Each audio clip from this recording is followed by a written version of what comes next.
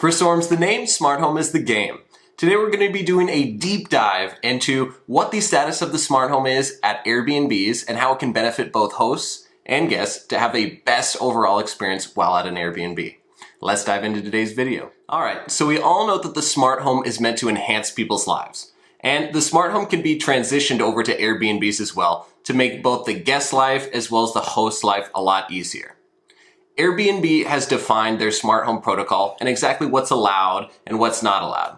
I'll be going over what's allowed as far as April 2024 and going over the rules of what's allowed, what's not allowed. And I can make 6 recommendations for hosts of what they should add to their smart home, their Airbnb smart home, to make the best overall experience for their guests. So let's go ahead and start off with number 1. And I feel that the most important and the most bang for your buck and the most benefit that will come to your Airbnb is going to be through a smart lock. So there's about 3 different brands that I could recommend to you. We got Kwikset, Schlage, and Yale. All make super cool smart locks. My favorite thing about the smart lock category is that for an Airbnb, we're often giving out, 4 digits codes for a temporary period of time to have that guest. And once that guest checks out, then we want to get rid of that code and add a new code for the new guests. These codes are super cool and super unique because we can give them to the employees, so the Airbnb owners.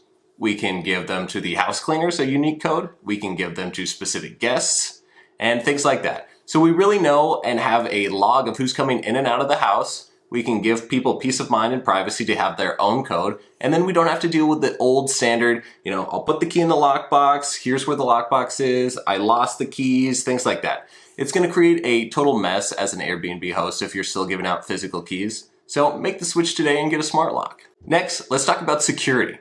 So Airbnb has a very strict policy on cameras.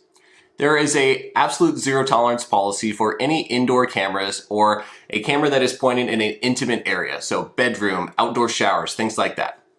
Airbnb does allow for outdoor cameras as long as they are addressed specifically in writing on the Airbnb listing.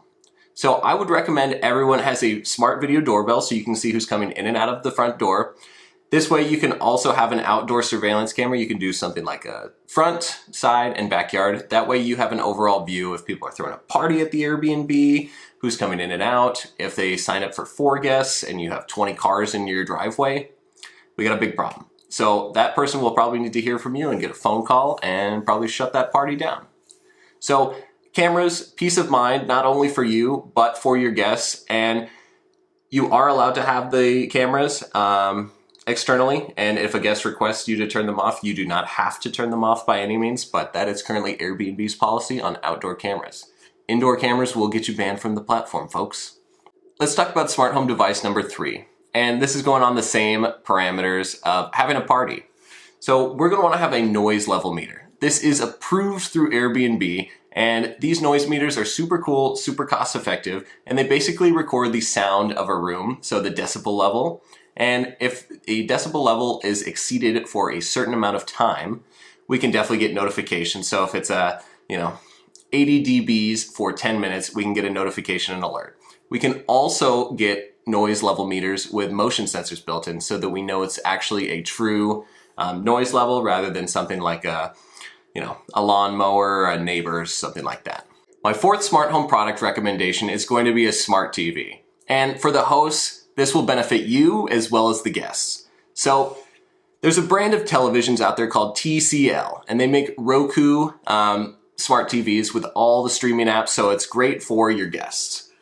But the great thing with the TCL TVs, and other TVs I'm sure have this feature as well, is that there's such a thing called guest mode. When you have someone come into a home with a TV on guest mode, they are required to enter in today's date, as well as the date that they will be leaving the property. So after that date is ended where they leave the property, they'll be logged out of every single app that's on their thing. So if they've logged into Netflix, Hulu, Amazon, you no longer will get calls after the guest has checked out saying, hey, I really forgot to log out. Can you please log me out? That'll waste your time. They have to make an extra phone call. It's not a great customer experience. So we're going to want to make sure that we are using this guest mode and that we allow the guests to use their logins. As an Airbnb host, you are not obligated to provide a Netflix account, a Hulu account, anything like that. And with these smart TVs, I do recommend that you have a passcode installed so that people are not able to purchase apps, purchase movies, things like that, based on your account. So definitely do that as well. And smart TVs, super awesome and definitely recommended. It keeps the clutter out of having multiple remotes, multiple cable boxes, having people break things. One remote, one smart TV, their login, bada bing, bada boom, easy as that. Number 5. All right, so let's talk about networking. A solid network is a first world right in 2024. People expect Wi-Fi, people expect the Wi-Fi password, people expect good Wi-Fi. So the number one thing that people will most likely do as soon as they get to the Airbnb, what's the Wi-Fi? So you're gonna wanna make sure that it's easily accessible. So you have, not only on the welcome instructions, but throughout the house, you have the SSID password listed. But I'm gonna also recommend that you have a more advanced networking. So something with a cloud-based platform where you can make tweaks, you can see who's online on the network, you can make remote adjustments, things like that.